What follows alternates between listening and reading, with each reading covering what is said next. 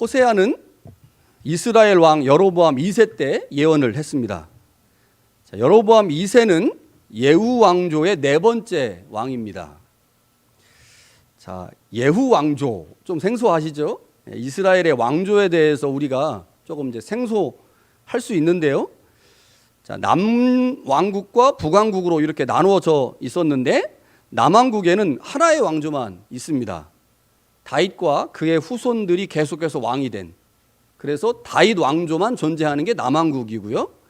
그러나 북왕국은 여러 왕조가 여러 번 바뀌면서 이 왕들이 계속 교체가 됐습니다. 그 중에 우리가 기억해야 될 왕조가 대략 한 3개 정도가 있는데요.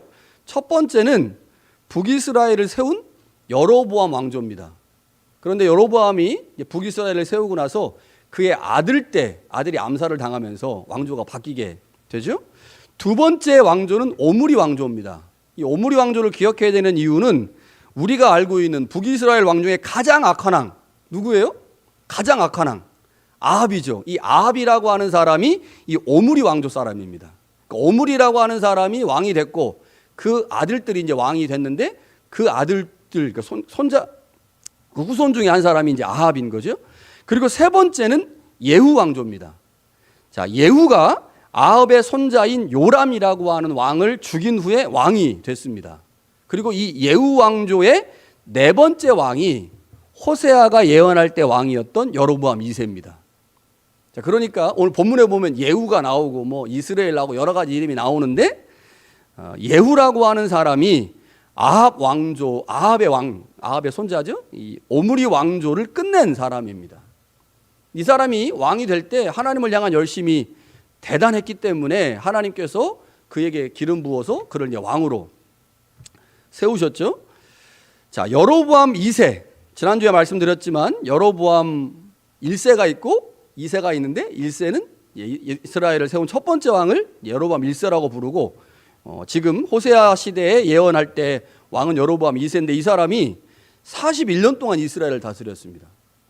남북 왕조를 통틀어서 가장 오래 다스린 사람은 남왕국의 므낫세라고 하는 왕인데 이 사람이 55년 통치했거든요. 그런데 북이스라엘 중에 가장 오래한 통치, 오래 왕이 된 사람이 누구냐면 여로보암 2세입니다.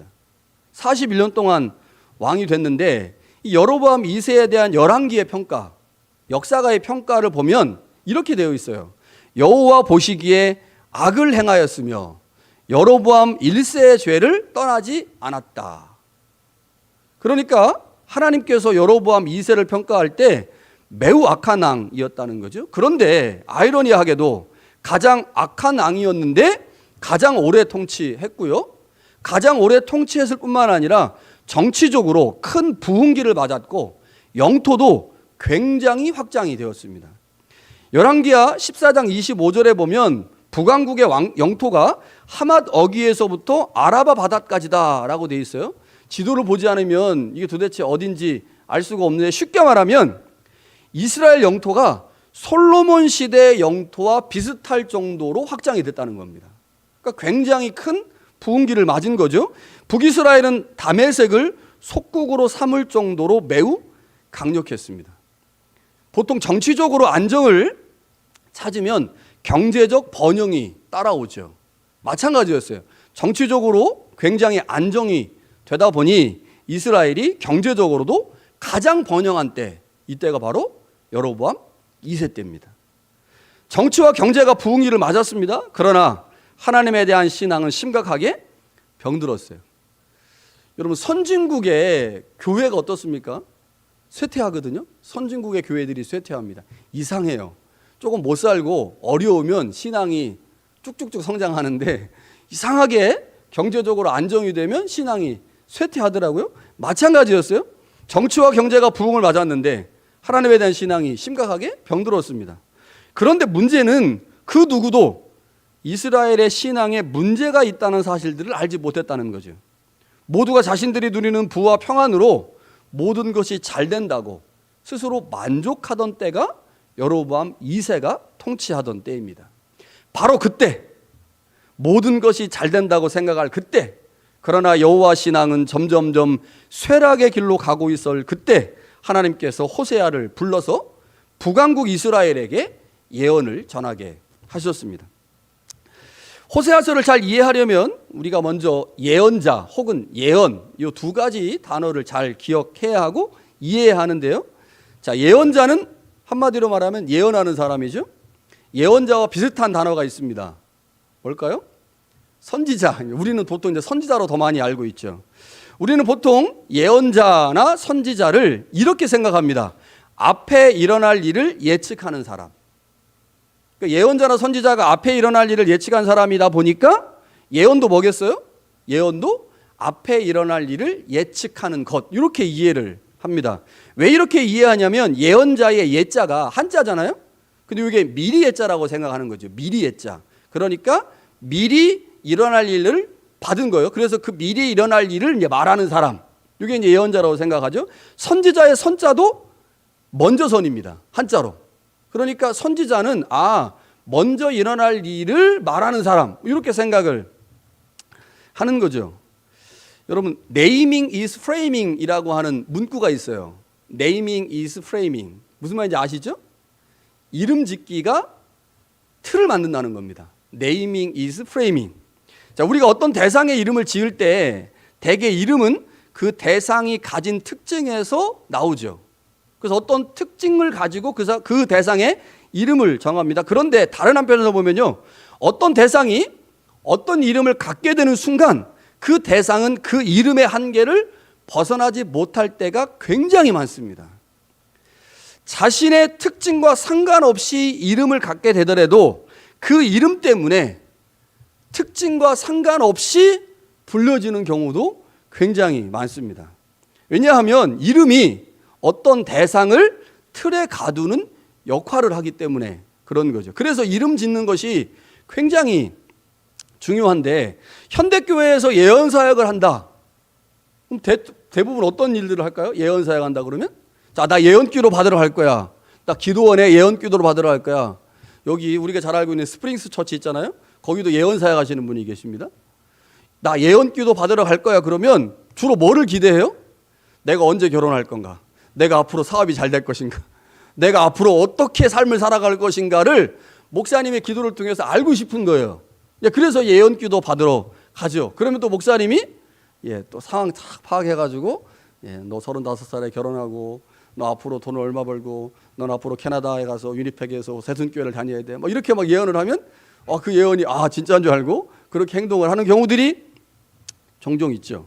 자, 그러니까 예언자 혹은 선지자라고 하는 말의 그 말 때문에 우리 안에 예언자, 선지자는 앞의 일을 예측하는 사람, 앞의 일을 미리 말하는 사람이라고 생각하는 경향이 강해졌다는 거죠. 그래서 예언자의 의미를 조금 더 잘 살려서 번역한다고 하면 사실은 대언자가 더 맞습니다. 대언자. 자, 바른 예언은 앞일에 대한 예측이 아닙니다. 물론 예언자들 중에 앞일을 예측하는 사람이 있어요. 그러나 그것은 예언의 핵심이 아닙니다. 예언서를 잘 읽어보면 예언자들의 예언은 미래를 예측하는 것과 거리가 멉니다. 그럼 예언이라는 게 도대체 뭘까? 예언자라는 사람이 도대체 예언한다고 할 때 그들의 임무는 뭘까를 좀 생각을 해봐야 되는데, 이것을 알기 위해서 히브리 단어 나비라고 하는 단어를 기억해야 돼요. 자, 예언자 혹은 선지자라고 하는 말의 히브리어는 나비입니다. 나비. 활활 날아다니는 나비가 아니고 그냥 나비예요. 자, 이 단어는 뜻이 말하는 사람 혹은 대언자 혹은 통보자입니다. 수동적인 의미로는요, 부르심을 받은 사람이라는 뜻을 갖고 있어요. 그러니까 이 말의 의미를 통해서 예언자 혹은 선지자를 생각해 보면 예언자는 결코 앞일에 대한 예측하는 사람이 아닙니다. 앞일에 대해서 예측하는 사람이 아니라 하나님의 말씀을 맡았다가 그 말씀을 전해주는 사람입니다.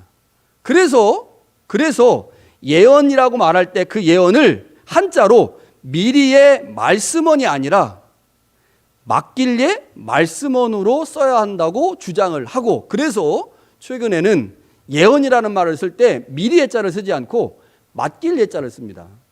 맡긴다고 하는 게 예금할 때 그 예자를 말하는 거죠.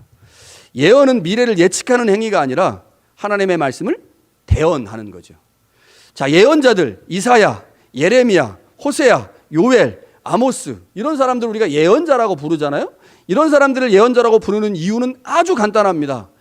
이들의 책을 보면 하나님의 말씀이 이들 가운데 임했다라는 표현이 굉장히 많이 나와요. 그것 때문에 예언자라고 부르는 겁니다. 우리가 뭐 이사야 하니까 이사야는 예언자, 그러면 이사야 안에 이사야 예언자라고 쓰여졌냐? 안 쓰여져 있어요. 그런데 우리가 이사야를 예언자로 부르는 이유는 이사야에게 하나님의 말씀이 임했다는 거죠. 호세아서 1장 1절에 보니까 부엘리의 아들 호세아에게 임한 하나님의 말씀이다. 호세아에게 하나님의 말씀이 임했기 때문에 우리는 호세아를 예언자라고 부르는 거죠. 자, 그러면 호세아가 예언한 예언의 내용이 미래를 예측하는 것인지 아니면 현재 이스라엘의 죄악을 고발하는 것인지 우리가 본문을 통해서 확인을 해봐야 되겠죠. 2절을 한번 보시기 바랍니다. 2절에 호세아가 받은 예언의 말씀이 나옵니다. 뭐라고 나오냐면 너는 가서 음란한 여자를 맞이하여 음란한 자식을 낳으라. 이 나라가 여호와를 떠나 크게 음란했다. 이게 호세아가 받은 말씀입니다. 미래에 대한 예측이 있습니까? 아니요. 미래에 대한 예측이 없어요. 현재를 고발하는 게 예언자들의 예언의 핵심이었습니다. 그러니까 이스라엘 백성들이 지금 음란하여 하나님을 떠났다, 하나님을 버렸다라고 하는 현재의 상태를 고발하라고 하나님께서 호세아를 부르셨고 그에게 말씀을 주신 것이고 그 말씀을 호세아는 가서 이제 전해야 됩니다. 그런데 호세아가 그 하나님의 말씀을 전할 때 말로 전하지 않고 그의 삶으로 전했어요. 그래서 본문에 제가 이제 설교 제목을 삶이 메시지가 된 호세아라고 정했습니다. 자, 그런데 우리말 성경의 2절에 우리가 한번 이제 잘 살펴봐야 되는데 여기 보니까 우리말 성경에는 나으라라고 하는 단어가 있어요. 자, 호세아에게 이르시되 너는 가서 음란한 여자를 맞이해라. 그리고 음란한 자식을 낳으라. 우리말 성경에는 낳으라라고 하는 단어가 동사가 있는데 히브리어 원문을 찾아보니까 이 동사가 없습니다. 없다는 말은 번역하는 사람들이 이 말을 그냥 넣은 거예요. 문맥에 맞게. 자, 히브리어 원문을 제가 살펴보니까 이렇게 번역하는 게 원문대로 번역하는 겁니다. 너는 가서 음란한 여자와 음란한 자식들을 맞이해라. 이게 맞는 번역이에요. 그러니까 맞이하라 혹은 취하라라고 하는 동사가 목적어를 2개 갖고 있습니다. 하나는 음란한 여자라고 하는 목적어가 있고 그 다음에 자식들이라고 하는 목적어로 되어 있어요. 그러니까 나으라라고 하는 동사는 없습니다. 그럼 왜 이렇게 번역을 했을까요? 나으라라고? 그 뒤에 3절에 보면 호세아와 고멜 사이에 자식을 낳기 때문에 그러니까 나으라라고 하는 말이 맞겠다라고 해서 번역을 했지만 이 번역이 정확한 번역이 아닙니다. 그럼 어떻게 번역하는 게 맞을까요? 제가 말씀드린 것처럼 가서 음란한 여자와 음란한 자식을 취해라, 맞이해라 라고 하는 번역이 맞습니다. 자, 그러니까 호세아는 음란한 아내와 그녀에게서 출생한 음란한 자녀를 맞이하라는 얘기죠. 자, 본문을 보면 자, 여자가 음란하다. 그거는 이해가 됩니다. 뭐 음란한 행동들을 많이 했으니까 음란하다고 했겠죠. 그런데 여러분, 음란한 여자가 아이를 낳았는데 그 아이가 음란합니까? 그건 좀 그렇게 하나님 그렇게까지 얘기하면 하나님 좀 그렇게 그러지 않아요? 그게 좀 이상해요. 음란한 여자가 낳은 아들이나 딸을 음란하다고 말할 수 있는가? 그렇지 않죠. 자, 그런데 이 본문을 원문대로 살려서 번역하면 음란한 아내를 취하고 음란한 자식을 취해라 라고 말한다면 그러면 이 음란한 자식은 어떤 자식일까요? 어떤 자식을 우리가 음란하다고 말할 수 있을까요? 호세아가 이 고멜이 호세아와 결혼하기 전에 결혼을 했을까 안 했을까요? 안 했던 것 같습니다. 결혼을 안 했는데 자식이 있어요. 그러면 그 자식의 아버지를 고멜이 알까요? 모를까요? 알 수도 있지만 모를 가능성이 많습니다. 여러분, 아버지를 모르는 자식을 고멜이 여럿을 낳았다고 생각을 한다면 그 자식을 음란하다고 말할 수 있습니까? 없습니까? 이런 경우에는 충분히 음란하다고 말할 수 있는 거죠. 그러니까 호세아와 고멜 사이에서 낳은 자식을 음란하다고 말하는 건 좀 부적절하지만 고멜이 낳은 자녀가 아빠를 몰라. 이럴 경우에는 충분히 음란하다고 말할 수 있겠죠. 그렇다고 본다면 히브리어 원문대로 번역하는 것이 훨씬 더 맞는 거죠. 이런 겁니다. 하나님이 호세아에게 음란한 여자를 취하라고 말씀하셨어요. 그런데 그 여자가 결혼을 안 했는데 애가 있는 거예요. 애가. 그런데 그 음란한 여자를 맞이할 뿐만 아니라 그 음란한 여자에게서 난 음란한 자식도 자녀로 데려오라는 겁니다. 청천벽력 같은 소리죠. 그런데 호세아가 그 자식들을 데려왔어요. 그래서 집에 와이프 있고 애들이 한 3명도 있다고 생각해 보세요. 3명 있어요. 그런데 하나님이 거기다가 뭐라고 말씀하시는 거예요? 이제 너하고 고멜 사이에 자식을 또 낳아. 이렇게 말씀하시는 겁니다. 그러니까 지금 이 음란한 여자라고 하는 이 고멜이 얼마나 음란했는지, 얼마나 음행했는지를 강조해서 주님께서 지금 말씀을 하신 거죠. 그렇다고 한다면 오늘 우리가 지금 갖고 있는 번역 성경의 번역보단 이 나으라라고 하는 단어가 없는 원문에 가깝게 번역하는 것이 사실 더 맞다고 하는 거죠. 그러니까 본문은 이 고멜이라고 하는 여자가 매우 음란하다라고 하는 것을 매우 강조해서 이렇게 지금 표현하고 있는 거죠. 여러분 구약 성경 전체에서 음란이라고 하는 단어가 12번 쓰였습니다. 12번 쓰였는데 호세아에만 6번 나와요. 그리고 이 명사는 이제 동사에서 나왔는데 이 음란하다라고 하는 동사가 호세아에서 14번 나옵니다. 그러니까 음란 혹은 음란하다라고 하는 동사와 명사를 호세아서에 굉장히 많이 나오는 거죠.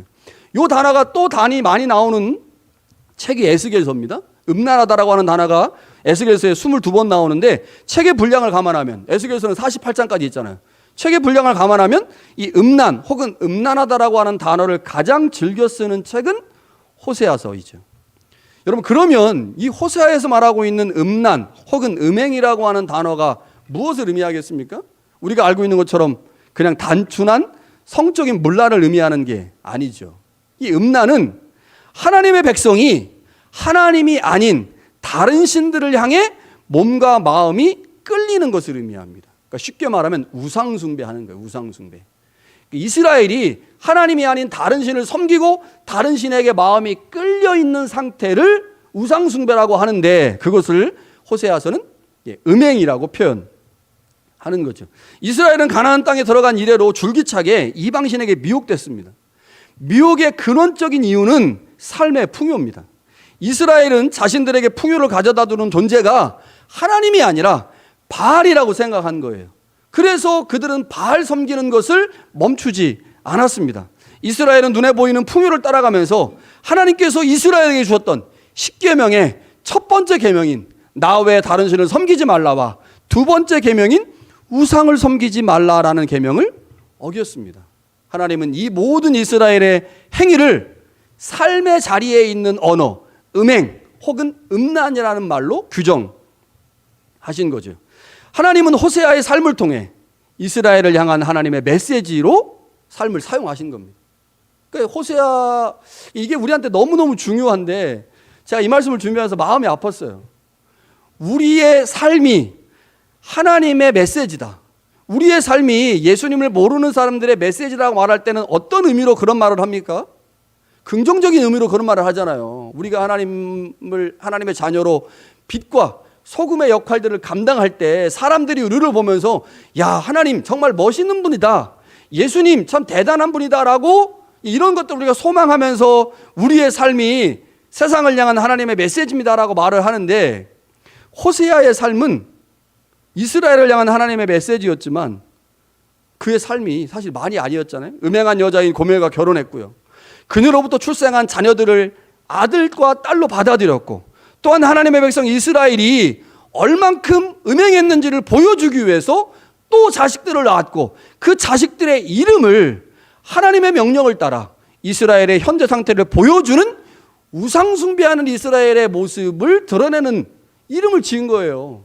아들 이름 지을 때 그 아들 이름에 얼마나 많은 정성을 남겼습니까? 예성이를 지을 때 그 예성이라고 하는 이름 안에 얼마나 많은 것들을 부여해서 부모가 이름을 짓겠어요. 아들이 잘 되기를 소망하면서 그 이름을 짓잖아요. 그런데 하나님이 호세아한테 첫 아들 이렇게 줘, 둘째 아들 이렇게 줘, 셋째 아들 이렇게 줘. 그랬는데 그 이름이 자신의 소망과는 아무 상관없는 이스라엘을 향한 저주와 재앙의 이름입니다. 이거 얼마나 속 터지는 일입니까? 얼마나 답답한 일이고 얼마나 마음이 아픈 일이에요. 그러니까 이스라엘을 향한 하나님의 메시지가 호세아의 삶을 통해 그대로 드러났죠. 첫 번째 아들은, 그러니까 고멜과 호세아 사이에 태어난 첫 번째 아들이죠. 첫 번째 아들의 이름은 이스루엘입니다. 그 뜻이 뭐냐? 하나님이 뿌리신다입니다. 하나님이 뭐를 뿌리시냐? 피를 뿌리신다. 하나님이 피를 뿌리신다. 자, 그렇다면 이 말의 의미를 좀 이해하려면, 그래서 제가 아까 서두에 왕조 얘기를 한 거예요. 왕조 얘기를 이제 본론에서 조금 더 잘 이해를 하기 위해서요. 자, 이스라엘과 관련된 사건을 우리가 기억을 해야 이 첫 번째 아들의 이름 이스라엘, 하나님이 뿌리신다라는 말의 의미를 알 수가 있습니다. 바알을 섬기고 하나님을 거역했던 오므리 왕가, 그 오므리 왕가의 왕 중에 이제 아합이 있다고 그랬잖아요.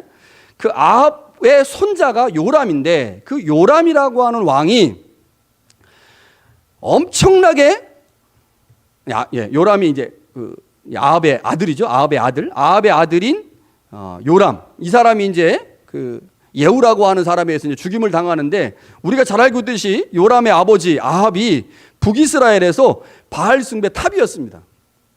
바알 숭배하면 이제 왜 뭐 더 이상 바알 숭배를 더 잘하는 사람이 없을 정도로 아합이 굉장히 바알 숭배를 했죠. 그 아들 요람은 어떻겠습니까? 요람도 역시 마찬가지예요. 아버지를 따라서 바알을 숭배했던 사람인데, 오므리 왕가의 마지막 왕인 이 요람이 이스라엘이라고 하는 지역에서 예후에 의해서 죽임을 당합니다.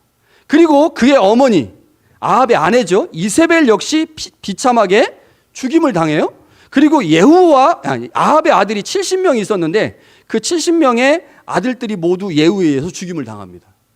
그러니까 예후가 아합의 아들, 그리고 아합의 엄마, 그리고 아합의 아들들을 모두 다 이스라엘이라고 하는 곳에서 죽인 거예요. 그러니까 이스라엘에서 하나님이 예후를 통해서 오므리 왕가에 피를 뿌린 겁니다.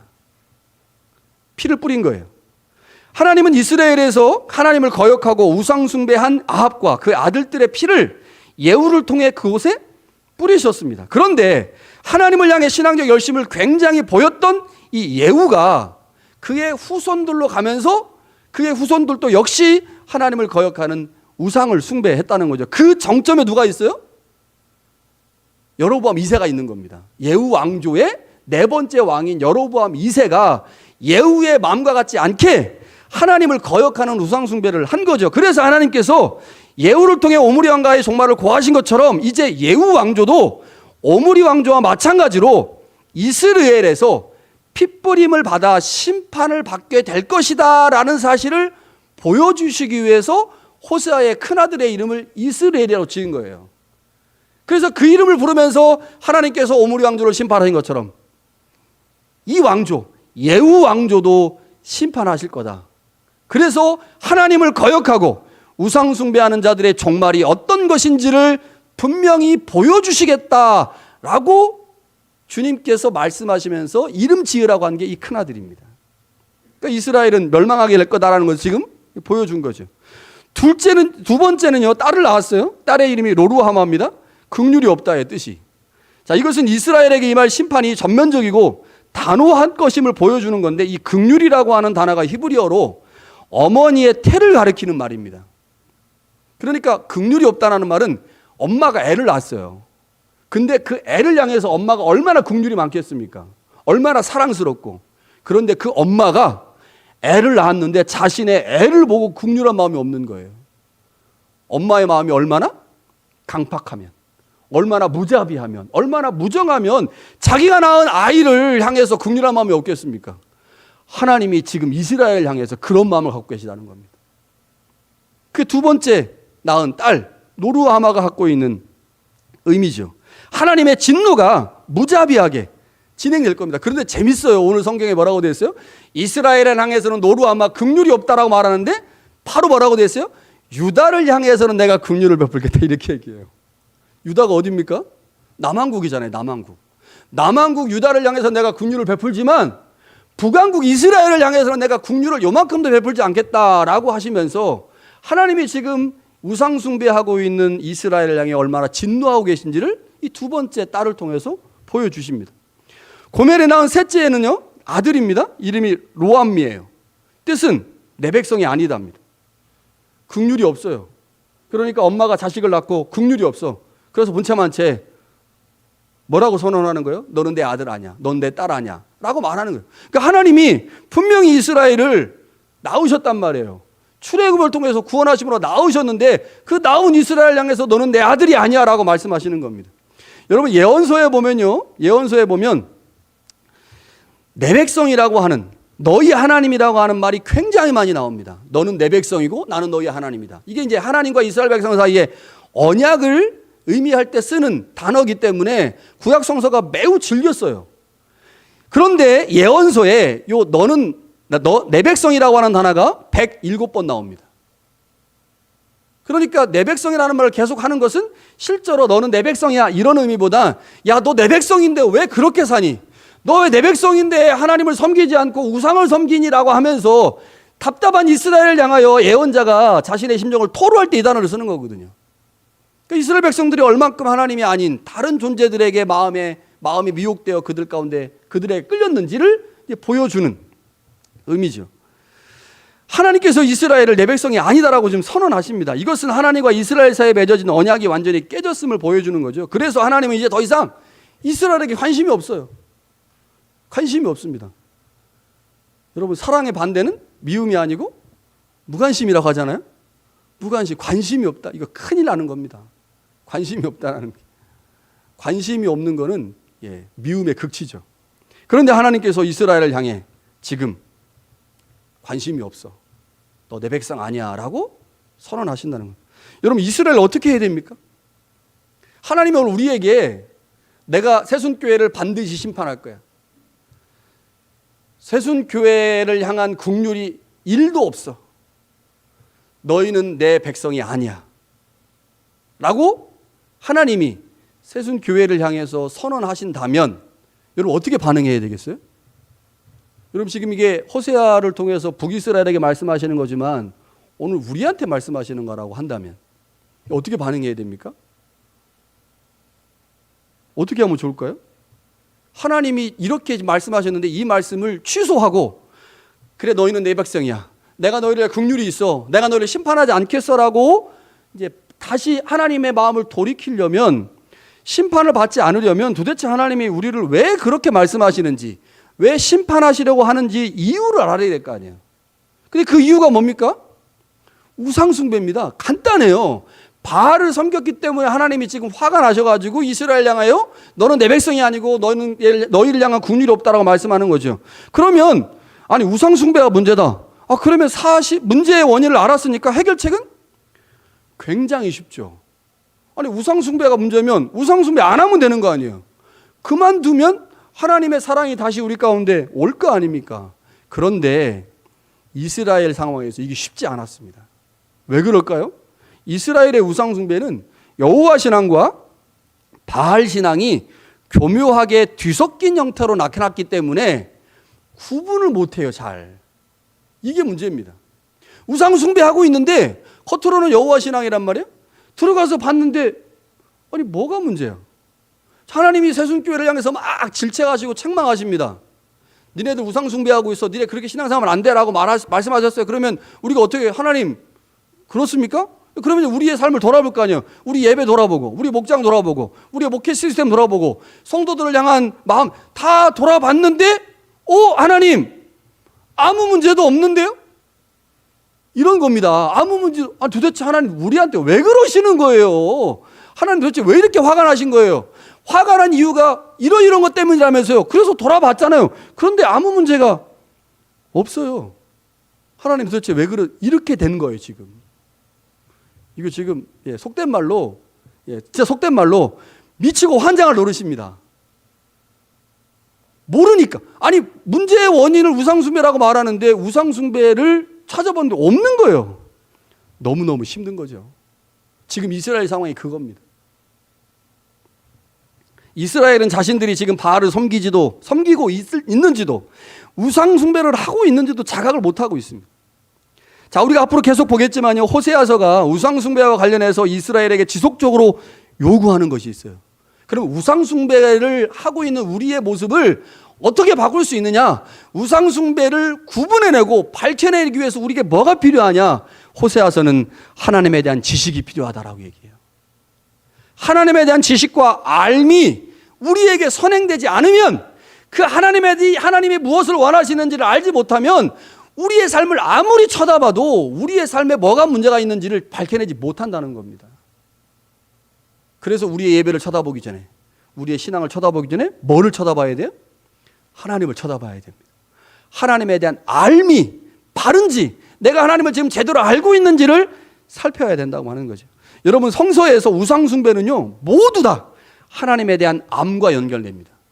하나님에 대한 지식이 결여되었기 때문에 우상숭배하는 거예요. 하나님을 바르게 알지 못하고 잘못된 하나님을 섬기는 것을 하나님은 우상숭배한다고 하시거든요. 지금 이스라엘이 시급하게 해야 될 일, 그것은 하나님이 도대체 무엇을 원하시는지, 하나님이 어떤 분이신지를 알아야 되는데 이거에 관심이 없어요. 그리고 뭐에 관심이 있습니까? 열심히 제사하는 데만 관심이 있는 거예요. 그리고 삶의 자리에 나가서는 풍요를 바알이 가져다 주니 바알도 제사하고 주일날에는 교회 와서 예배 드리는 이거에만 관심이 있지, 하나님이 무엇을 원하시는지 알지 못하고 있다고 하는 거죠. 오늘 우리도 호세아가 예언할 때처럼 수많은 예배를 드립니다. 우리의 신앙생활에서 예배는 핵심에 해당되죠. 예배를 빼놓고 여러분 신앙생활을 말할 수 없을 정도로 예배는 우리 신앙생활에서 핵심입니다. 그렇다면 우리는 더욱더 우리 예배를 살펴야 되는 거죠. 예배를 드리고 있는 내가 어떤지를 생각해야 합니다. 예배와 예배자인 내가 하나님의 말씀으로 검증되고 있는지, 이를 끊임없이 여러분들은 뭐 하셔야 되겠어요? 여러분의 마음을 살펴야 돼요. 그래서 내가 하나님 앞에 바른 예배자로 서 있는지, 그것을 여러분 부단히 노력하셔야 되고, 제가 할 일은 뭐겠어요? 하나님의 말씀을 하나님의 말씀으로 전해야 됩니다. 말씀을 전하는 이 시간이 우상숭배로 교회를 타락하게 만드는 도구가 될 수 있거든요. 목사가 자기 하고 싶은 얘기해, 자기 썰을 풀어, 자기 철학을 얘기해, 세상 얘기만 해. 그러면서 하나님의 말씀이라고 얘기한다면 그게 교회를 우상숭배의 길로 가게 만드는 지름길이겠죠. 그러니까 여러분, 저가 해야 될 일이 있고요, 여러분들이 해야 할 일이 있습니다. 그때 하나님께서 오늘 우리에게 주시는, 호세아의 삶을 통해 주시는 이 메시지를 우리가 들을 수 있습니다. 여러분, 오늘 본문을 통해 우리는 호세아의 삶 자체가 하나님의 메시지임을 발견할 수 있습니다. 예언자로 부름을 받은 호세아가 하나님의 말씀을 받았습니다. 그리고 음란한 여자를 아내로 취했고요, 그 여자가 낳은 아들들도 취했습니다. 우리의 입장에서 보면 호세아에게 주어진 사명은 참으로 황당합니다. 그러나 호세아는 하나님의 말씀에 순종하여 음란한 여자와 음란한 자녀를 취했습니다. 그리고 음란한 아내와의 사이에서 낳은 새 자녀, 그 자녀의 이름을 하나님이 원하시는 대로 이름을 지었습니다. 여러분, 이것이 예언자의 삶입니다. 아무리 하나님이 부르셨고 말씀을 주신 예언자지만 호세아에게 주어진 짐은 쉽지 않았습니다. 사명을 위해 그가 짊어져하고 감당해야 될 삶의 무게가 만만치 않았다는 거죠. 사명자는 그러나 그 사명을 감당하는 거죠. 여러분, 예언을 말이 아닌 삶으로 보여준 호세아를 보면서 오늘 우리의 삶을 생각해 보게 되죠. 호세아는 하나님의 말씀을 받아 예언자가 됐습니다. 여러분, 그럼 우리는 어떻습니까? 우리도 하나님의 말씀인 복음을 받았습니다. 예수 그리스도를 통해 복음이 우리 가운데 주어졌다는 거죠. 그래서 고린도서 4장 1절에서 바울이 이렇게 말합니다. 우리는 하나님의 비밀을 맡은 자다. 복음을 맡은 자입니다. 우리도 예언자인 거죠. 어떻게 해야 돼요? 우리도 호세아처럼 우리의 삶을 통해 하나님의 메시지를 보여주어야 합니다. 그게 복음을 드러내는 삶이죠. 바울이 에베소서에 말한 것처럼, 빌립보서에서 말한 것처럼 복음에 합당한 삶을 살아내는 것입니다. 여러분, 우리의 삶은 하나님의 메시지가 드러나는 통로입니다. 호세아의 삶이 이스라엘을 향한 하나님의 메시지였듯이 우리의 삶이 세상을 향한 하나님의 메시지임을 기억해야 합니다. 진실하고 좀 더 그리스도인답게 그 이름에 걸맞은 삶을 살아야 하는 이유는 우리의 삶이 하나님의 메시지이기 때문이죠. 여러분, 그런 은혜가, 여러분 하나님의 메시지로서의 삶을 살아가는 은혜가 여러분 가운데 있기를 간절히 축원합니다.